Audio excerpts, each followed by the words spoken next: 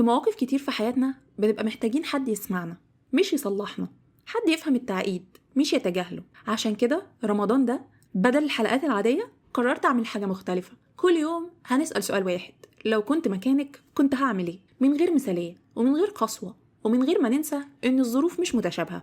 أنا ريهام وده بودكاست فلوس الست.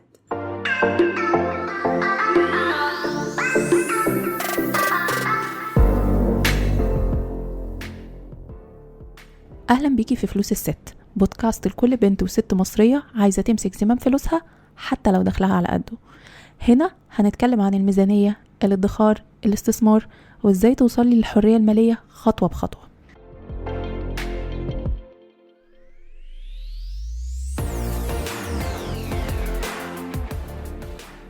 كل الأسماء والتفاصيل في الحلقات دي تم تغييرها بالكامل حفاظاً على الخصوصية، والمواقف المطروحة بتمثل تجارب شائعة لأسئلة متكررة وصلت لنا، مش أشخاص بعينهم.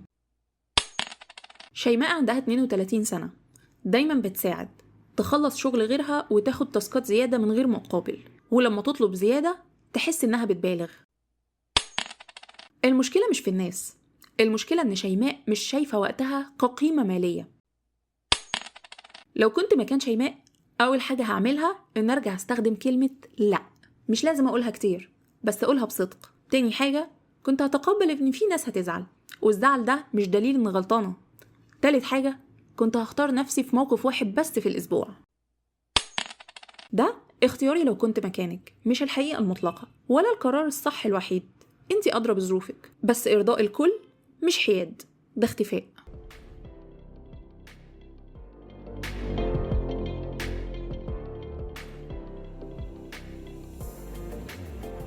قبل ما نمشي حابين نأكد إن المحتوى اللي بنقدمه هنا للتوعية والتعليم فقط، مش نصيحة مالية فردية.